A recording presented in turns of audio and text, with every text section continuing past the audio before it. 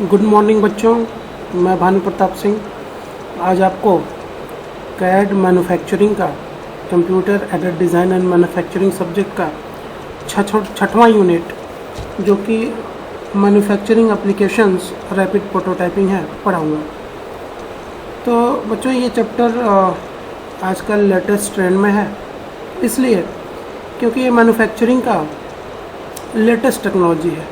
कहने का मतलब ये है, जैसे पहले हम क्या करते थे, जो हमारा पहले का ट्रेडिशनल प्रोसेस था मैन्युफैक्चरिंग का, उसमें क्या क्या इंक्लूड था, कॉन्सेप्ट डिज़ाइनिंग, मैन्युफैक्चरिंग, असेंबलिंग करना, इंस्पेक्शन करना, इन सब में बहुत ज़्यादा समय लग जाता था और समय काफ़ी नुकसान होता था। इन सब चीज़ों को कम करने के लिए जो टेक्नोलॉजी आई उसको कहते हैं रैपिड प्रोटोटाइप टेक्नोलॉजी। होता क्या है इसमें बच्चों कि जो डिज़ाइनिंग मैन्युफैक्चरिंग के लिए जो समय था उस समय को कम कर दिया गया और रैपिड प्रोटोटाइपिंग मतलब prototyping is a real model, तो रैपिड प्रोटोटाइपिंग को के प्रोसेस को फास्ट कर दिया गया, मैन्युफैक्चरिंग प्रोसेस को फास्ट कर दिया गया, जिसकी वजह से जो हमारा प्रोडक्शन रेट है वो काफ़ी हाई था। प्रोडक्शन एक्यूरेसी भी हाई होगी, क्वालिटी भी इम्प्रूव हो गई। तो बेसिकली रैपिड प्रोटोटाइपिंग टेक्निक है क्या?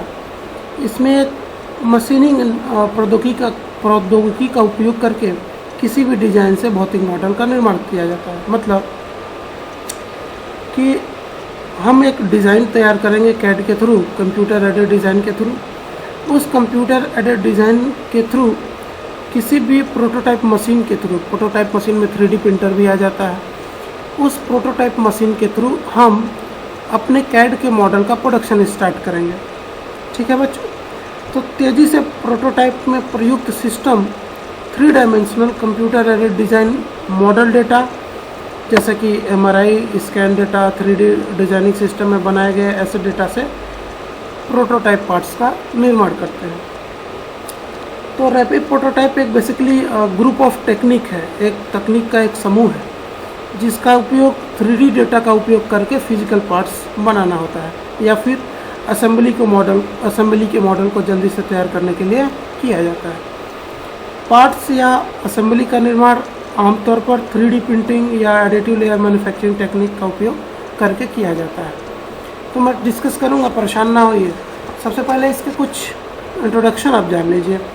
तो रैपिड प्रोटोटाइप में सबसे पहले जो टाइम का लॉस था वो बचा। दूसरी चीज़, जो मैन्युफैक्चरिंग कॉस्ट आती थी ट्रेडिशनल मैन्युफैक्चरिंग प्रोसेस में, उसकी तुलना में रैपिड प्रोटोटाइप टेक्निक में RPT में 50 से 90% तक मैन्युफैक्चरिंग कॉस्ट बच गई, तो सबसे ज़्यादा फ़ायदा था। तो रैपिड प्रोटोटाइप टेक्निक से ज़्यादातर सॉलिड मॉडल्स या कंप्यूटर ऑटोमेटिक मैन्युफैक्चरिंग या लेयर्ड मॉडल्स तैयार किए जाते हैं। ये लेटेस्ट ट्रेंड है जैसा कि मैंने कहा था। तो अब बात आती है कि रैपिड प्रोटोटाइप ही क्यों, बात आती है ना कि रैपिड प्रोटोटाइप ही क्यों और कोई डिज़ाइन क्यों नहीं, तो मैं बताऊंगा।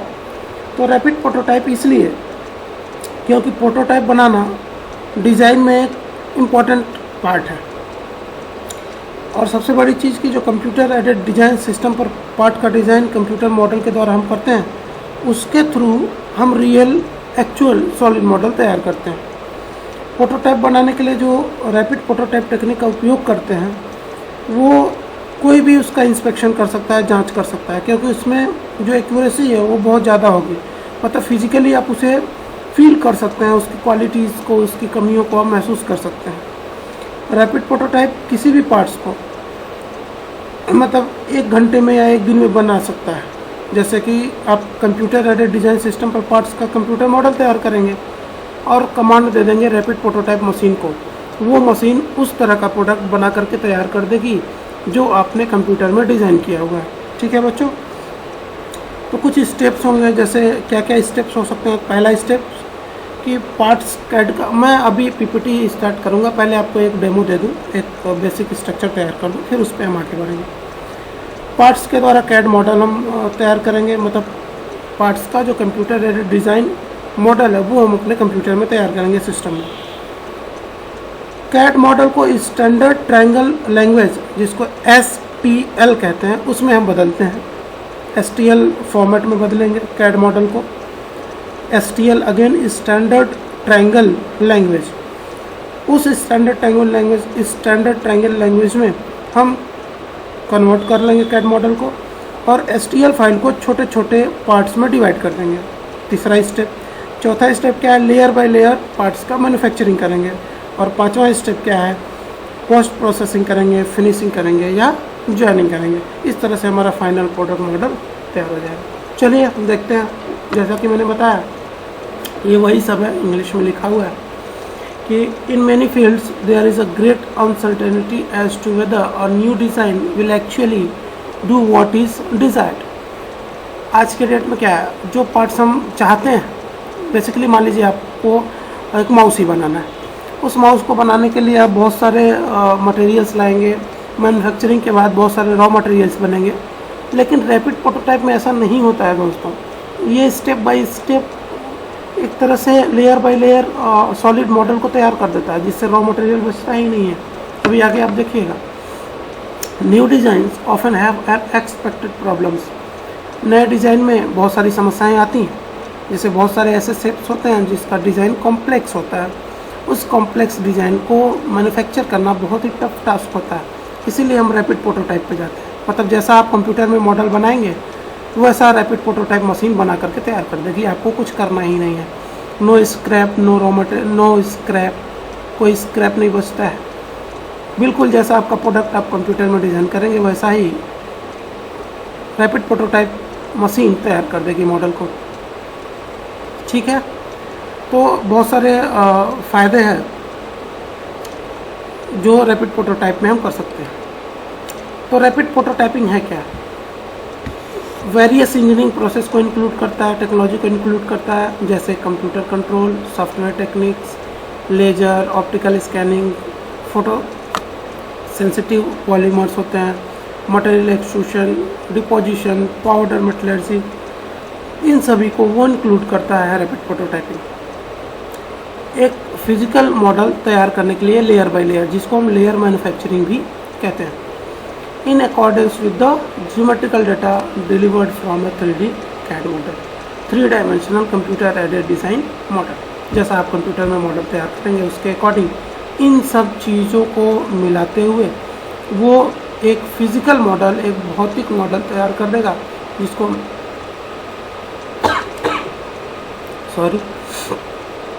हम रैपिड प्रोटोटाइपिंग कहेंगे।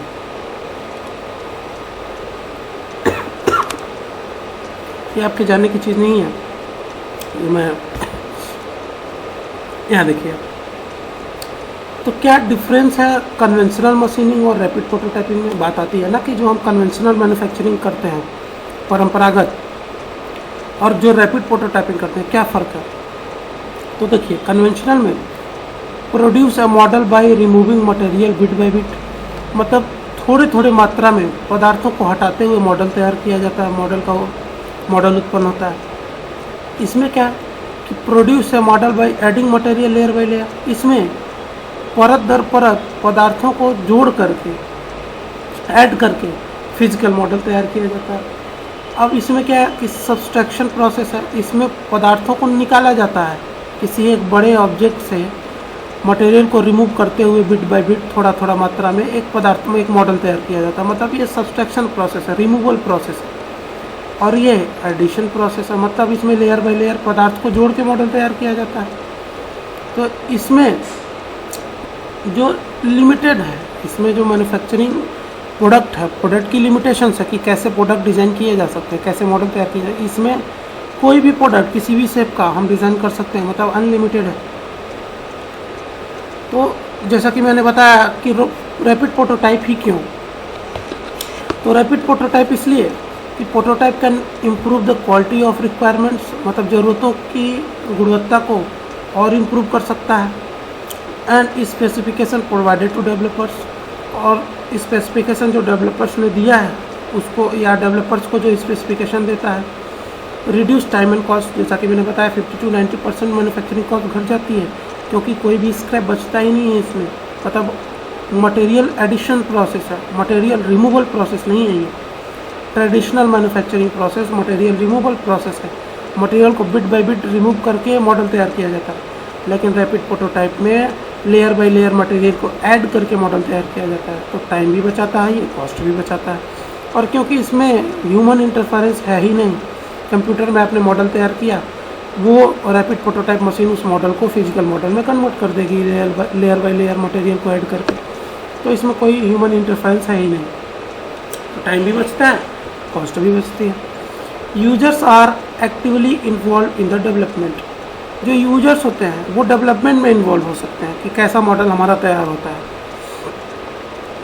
Quicker user feedback is available leading to better solution. कहने का मतलब ये है कि इसमें आप डिज़ाइनिंग में ही जो भी आपको मॉडिफिकेशंस करने हैं, जो भी बेटर क्वालिटी चाहिए, जो भी डिज़ाइनिंग चाहिए, वो आप डिज़ाइनिंग में कर लीजिए। और डिज़ाइनिंग में आप जान ही रहे हैं, कैड के थ्रू, कंप्यूटर एडेड डिज़ाइन के थ्रू डिज़ाइनिंग कितना आसान है। आप जहाँ चाहें पार्ट्स को जिस तरह का चाहें मॉडिफिकेशन कर सकते हैं, जैसा चाहें सरफेस फिनिश दे सकते हैं। मतलब जो भी आप चेंजेस चाहेंगे वो कैड में ईजिली हो सकता है, कंप्यूटर एडेड डिज़ाइन में। आप डिज़ाइनिंग में चेंज करेंगे, मैन्युफैक्चरिंग में चेंज करने की ज़रूरत नहीं है। आप डिज़ाइनिंग में चेंज करिए, रैपिड प्रोटोटाइप RPT मशीन्स वैसे मॉडल तैयार कर देगी। Errors can be detected much earlier. जो भी एरर होंगे तुरंत डिटेक्ट कर लिए जाएंगे, क्योंकि फीडबैक डिवाइसेस हैं जो आप अगर थोड़ी सी भी प्रॉब्लम क्रिएट होगी तो वो फीडबैक दे देंगे। Missing functionality can be identified easily. अगर कोई चीज़ मिसिंग होती है तो वो भी आइडेंटिफाई जल्दी कर लिया जाता है। लिमिटेशंस क्या है बच्चों रैपिड प्रोटोटाइपिंग में, क्या मतलब कहाँ तक सीमाएं हैं इसकी? तो high precision rapid prototype machines are still expensive. तो जैसा कि मैंने कहा कि रैपिड प्रोटोटाइप आप डिज़ाइन तो कर देंगे कैड के थ्रू, लेकिन वैसी मशीन जो उस मॉडल से एक्चुअल मॉडल तैयार कर दे वो काफ़ी कॉस्टली होगी। तो rapid prototype systems are difficult to build parts with accuracy. मतलब ये ±0.02 mm तक की एक्यूरेसी को बनाना बहुत ही कठिन होता है रैपिड प्रोटोटाइप मशीन से, ठीक है। और वॉल थिकनेस 0.5 mm तक का बनाना कठिन होता है रैपिड प्रोटोटाइप मशीन से, ठीक है। ये जानने की जरूरत नहीं है, जैसा कि मैंने बताया टाइजेशन टूलिंग की मदद से भी सैंपल है ये। The rapid prototype parts are not comparable to CNC prototype parts in the surface finishing, strength, elasticity, reflective index and other material physical properties। मतलब CNC जो हमारा कंप्यूटर न्यूमेरिकल कंट्रोल है उसकी तुलना में प्रोटोटाइप जो मॉडल प्रोटोटाइप रैपिड प्रोटोटाइप से जो मॉडल तैयार होते हैं उनमें इन सब क्वालिटीज़ नहीं मिलती हैं, जैसे better surface finish, strength, elasticity, ये सब क्वालिटी देखने को जनरली नहीं मिलती। जनरली हम रैपिड प्रोटोटाइप में ऐसे मॉडल्स को तैयार करते हैं जिनका शेप कॉम्प्लेक्स हो, छोटे हों, ऑर्नामेंट्स हों, ज्वेलरीज हों, इन सब चीज़ों के स्टैचूज़ हों, इन सब चीज़ों की हम मैन्युफैक्चरिंग करते हैं, जिनका मैन्युफैक्चरिंग प्रोसेस से, ट्रेडिशनल मैन्युफैक्चरिंग प्रोसेस से टाइम ज़्यादा लगता था, ठीक है बच्चों। चलिए, तो वर्क फ्लो क्या है, मतलब जो मैंने अभी बताया कि क्या क्या स्टेप हैं रैपिड प्रोटोटाइप के, रैपिड प्रोटोटाइप कैसे कैसे होता है, कितने चरणों में होता है, वो है। तो बेसिकली 5 स्टेप हैं या 5 प्रोसेस हैं। कैसे? तो सबसे पहले तो हम create a CAD model of the design. Computer में अपने सिस्टम में कैड के थ्रू, कंप्यूटर एडेड डिज़ाइन के थ्रू हम एक मॉडल तैयार करते हैं, जो ड्राइंग होता है उसको हम तैयार करते हैं। Convert the CAD model to STL format. जैसा कि मैंने बताया STL मतलब क्या है, स्टैंडर्ड ट्रायंगल लैंग्वेज। इस कंप्यूटर एडेड डिज़ाइन मॉडल को हम स्टैंडर्ड ट्रायंगल लैंग्वेज फॉर्मेट में कन्वर्ट करते हैं। अब क्या करेंगे, स्लाइस द STL फाइल, और हम STL फाइल को स्लाइस करते हैं किसमें, एक बहुत पतले क्रॉस सेक्शन लेयर में, परत में। उसके बाद क्या करेंगे, construct the model one layer atop another layer, मतलब लेयर बाय लेयर में एक लेयर के ऊपर दूसरा लेयर ऐड करते जाएंगे और हमारा मॉडल तैयार हो जाएगा। उसके बाद क्या करेंगे, मॉडल तैयार होने के बाद clean and finish the model, model को साफ और फिनिश कर देंगे, जो हमारा फाइनल प्रोडक्ट बन जाएगा, ठीक है बच्चों। तो बेसिकली आप ये 5 स्टेप देख रहे हैं। सबसे पहले कंप्यूटर डिज़ाइन बनाएंगे अपने सिस्टम में, उस कैड को STL फॉर्मेट में करेंगे। STL फॉर्मेट को एक थिन लेयर्स में स्लाइस करते जाएंगे, स्लाइस मीन्स काटते जाएंगे लेज़र के थ्रू या जैसे भी ग्लास के थ्रू या जैसे भी लेजर्स के थ्रू ही जनरली कटिंग होती है इसमें रैपिड प्रोटोटाइप की। और उस कंस्ट्रक्शन को, उस मॉडल्स को या उस लेयर्स को लेयर बाय लेयर ऐड करते जाएंगे और हमारा फाइनल प्रोडक्ट बन जाएगा। फाइनल प्रोडक्ट बनने के बाद क्लीन और फिनिशिंग कर देंगे। ठीक है, चलिए, तो ये रहा जैसे कि वर्क फ्लो प्रोसेस आप देख रहे हैं। वर्क फ्लो क्या है, जो हमारा प्रोसेस चार्ट कह सकते हैं, इसको कैसे बनता है। सबसे पहले आप कैड मॉडल बनाएंगे, तो जो सरफेस या सॉलिड मॉडल बनेगा हमारा, जो आप ड्राइंग बनाएंगे कैड में अपने सिस्टम में, वो है, इसको क्या करेंगे STL फाइल में जनरेट कर लेंगे। इस STL फाइल में जनरेट करने के बाद अगर सपोर्ट ज़रूरत है तो सपोर्ट की जो बनाएंगे, स्लाइस करेंगे। स्लाइस मीन्स काटना, काटते जाएंगे लेजर से। जैसे ही काटेंगे बिल्ड प्रोटोटाइप मॉडल हमारा तैयार हो जाएगा। उसके बाद क्या करेंगे, सपोर्ट्स को हटा लेंगे, जो सपोर्ट्स इस मॉडल को सपोर्ट दे रहा था उसको हटा देंगे, क्लीन कर देंगे सरफेस को, पोस्ट के और पार्ट जो भी हमारा है, आगे फाइनल प्रोडक्ट यहाँ से बन जाएगा। ठीक है, तो ये वही है जो अभी हम डिस्कस कर रहे थे। कैड मॉडल कैसे आप बनाएंगे, तो कैड मॉडल जान ही रहे हैं आप, कंप्यूटर एडेड डिज़ाइन है, सॉफ्टवेयर पैकेज होता है।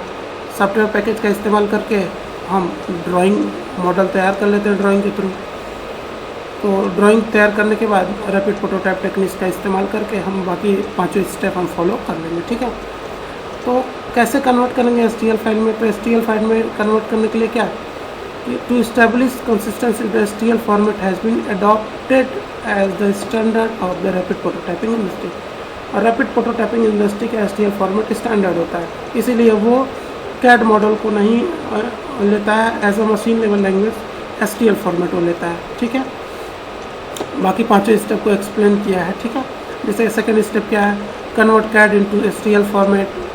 STL फॉर्मेट क्या करेगा, this format represents 3D surface model as an assembly of planar triangles. उसके बाद क्या होगा, STL फाइल को क्या करेंगे, planar element, curve surface exactly जितने भी हैं, increase the number of triangles, improve the approximation, मतलब कि लेयर बाय लेयर में हम ऐड करते जाएंगे। ठीक है, जैसे STL का एक एग्जांपल हमने दिया है आपको, देखिए, this figure shows a typical example of STL standard. आपका जो STL का फुल फॉर्म है स्टैंडर्ड ट्रायंगल लैंग्वेज। मॉडल तैयार करेगा, कह रहा है each triangle is describe by a unit normal vector direction and there points representing the vertices of the triangle. मतलब जैसे मान लीजिए ये है, यहाँ पे हमें दिखाना है, तो ट्रायंगल क्यों कह रहा है, स्टैंडर्ड ट्रायंगल लैंग्वेज क्यों कह रहा है, क्योंकि ये किसी भी मॉडल्स को छोटे छोटे ट्रायंगल्स के रूप में ही फॉर्म करता है। और ये ट्रायंगल्स के जो तीनों हैं वो इसके डायरेक्शंस को, किसी एक पॉइंट को रिप्रेजेंट करते हैं, वर्टिसेस को। जैसे V1, V2, V3 है, X1, X2, X1, Y1, Z1, X2, Y2, Z2 और X3, Y3, Z3। ये किसी भी एक पॉइंट्स पे ट्रायंगल के फॉर्म में ही आपका रिप्रेजेंट करता है। और ऐसे मिला करके STL मॉडल पूरा 3 डायमेंशनल मॉडल तैयार कर देते हैं। बहुत सारे STL ट्रायंगल्स मिल करके किसी एक पॉइंट को रिप्रेजेंट करते हैं और वो पॉइंट इंक्लूड होते होते एक 3D मॉडल तैयार हो जाता है, 3 डायमेंशनल मॉडल तैयार हो जाता है। ठीक है, इसीलिए STL स्टैंडर्ड ट्रायंगल लैंग्वेज इसी में कन्वर्ट करता है वो कंप्यूटर डिज़ाइन मॉडल को। ठीक, स्लाइस द STL फाइल। अब उस स्टेप बाय स्टेप हम प्रोसेसिंग प्रोग्राम के थ्रू STL फाइल को बिल्ड करते हैं। बिल्ड करने के बाद लेयर बाय लेयर हम उसको कट करते जाएंगे, हमारा फाइनल मॉडल तैयार हो जाता है। अभी हम आपको जो मॉडल है उसको हम वर्किंग दिखा देंगे कैसे, ट्यूटोरियल वीडियोस में। ठीक है, चलिए, ये आपको नहीं समझना, कहने का मतलब ये है, ये लेयर बाय लेयर बनाता जाएगा और हमारा फाइनल प्रोडक्ट इस तरह का तैयार हो जाएगा, जो आपने डिज़ाइन, कंप्यूटर डिज़ाइन के थ्रू मॉडल बनाया है कंप्यूटर में। तो लेयर बाय लेयर कंस्ट्रक्शन चौथा स्टेप है। लेयर बाय लेयर आप जोड़ते जाइए, चाहे वो पॉलीमर हो, पेपर हो या पाउडर हो। मतलब लेयर बाय लेयर किसी भी मटेरियल से, पॉलीमर से भी लेयर बाय लेयर तैयार करके मॉडल तैयार कर सकते हैं।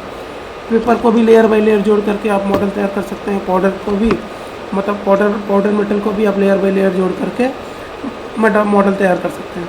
Most machine are fairly autonomous, मतलब ज़्यादातर मशीनें स्वचालित होती हैं, नीडिंग लिटिल ह्यूमन इंटरवेंशन, जिसमें आदमी की बहुत थोड़ी हस्तक्षेप की ज़रूरत पड़ती है।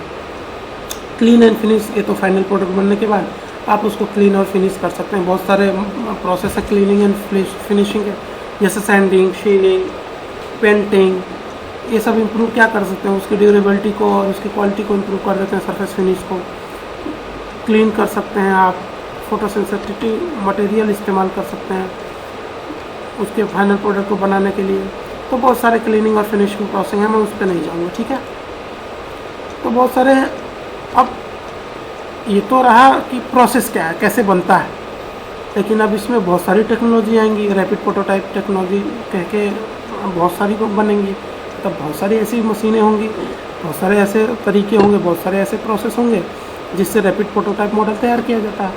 तो types of rapid prototyping technology, तो सब इसमें एक मिस है बच्चों, वो क्या है कि फोटो मास्किंग और सॉलिड ग्राउंड क्योरिंग टेक्निक, वो मिस है, उसको मैं अभी पढ़ा दे रहा हूँ। क्या है फोटो मास्किंग या solid ground curing technique.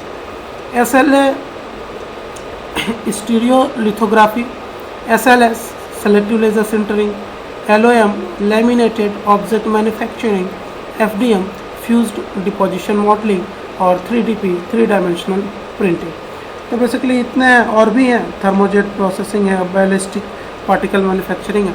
One by one बच्चों हम ट्यूटोरियल वीडियो से समझेंगे, ठीक है। तो वन बाय वन समझते हैं।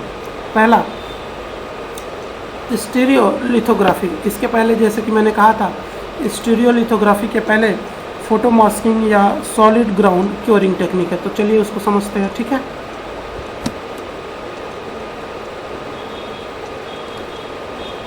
चलिए बच्चों, ये है आपका फोटो मास्किंग और सॉलिड ग्राउंड क्योरिंग टेक्निक। होता क्या है बच्चों, देखिए ये हमारा मास्क्ड प्लेट होता है। मास्क्ड प्लेट का मतलब ये, पहले ये पार्ट से समझ लीजिए।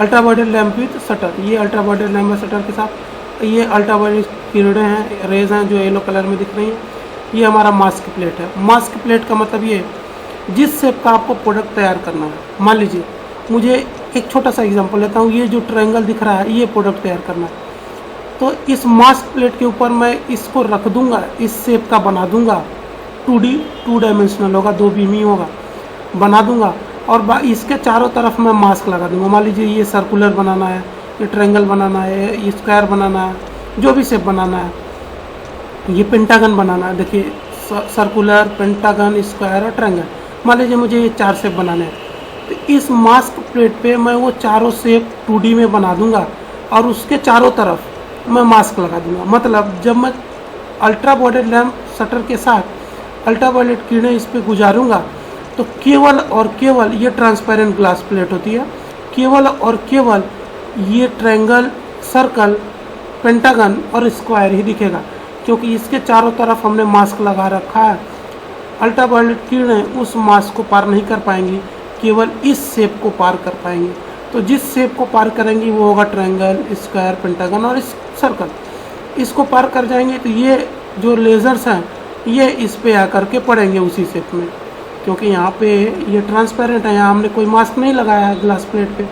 तो ये ग्लास प्लेट पे हमने कोई मास्क नहीं लगाया, तो अल्ट्रावायलेट किरणें इसको पार कर जाएंगी, ट्रांसपेरेंट ग्लास पार करेंगी तो ये लिक्विड पॉलीमर पे पड़ेंगी। लिक्विड पॉलीमर पे पड़ेंगी तो अल्ट्रावायलेट किरणें लिक्विड पॉलीमर पे पड़ेंगी तो इसको सॉलिडिफाई कर देंगे, ठोस में बदल देंगे लिक्विड को। तो ठोस में बदलेंगे तो एक लेयर ठोस का मिल जाएगा, एक लेयर ट्रायंगल, स्क्वायर, पेंटागन और सर्कल का मिल जाएगा। अब इसको सपोर्ट देने के लिए हम चारों तरफ वैक्स, मोम का इस्तेमाल कर लेते हैं।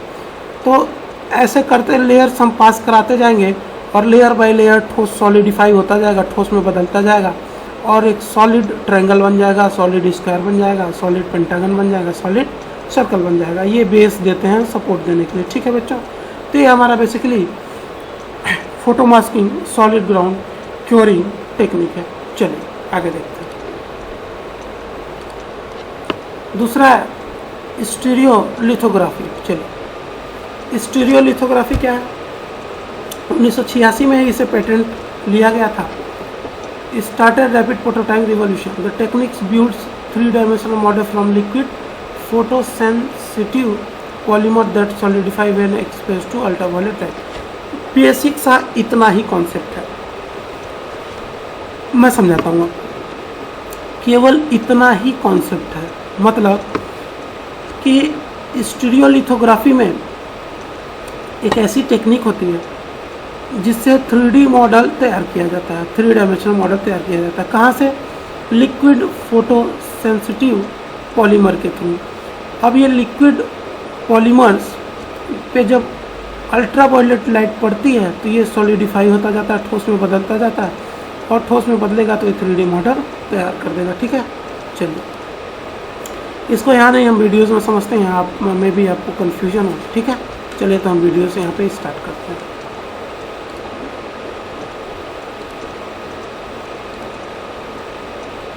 जस्ट अ मोमेंट, परेशान मत होइए।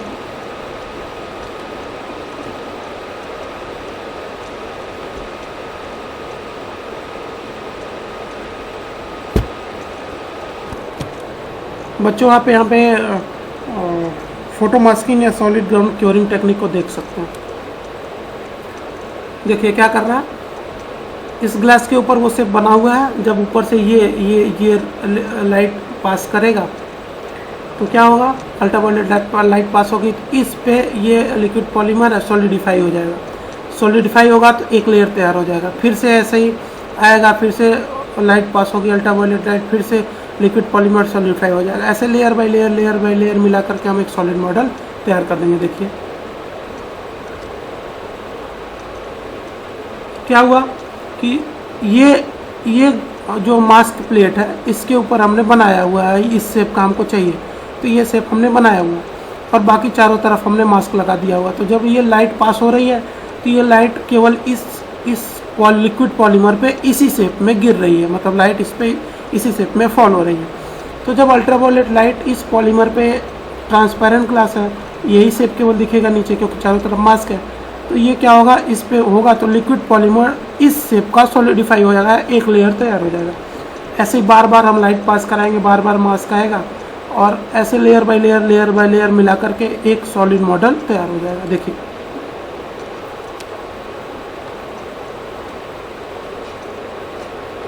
ये आपका लेयर बाय लेयर में सॉलिड मॉडल तैयार होता जाएगा। ठीक है,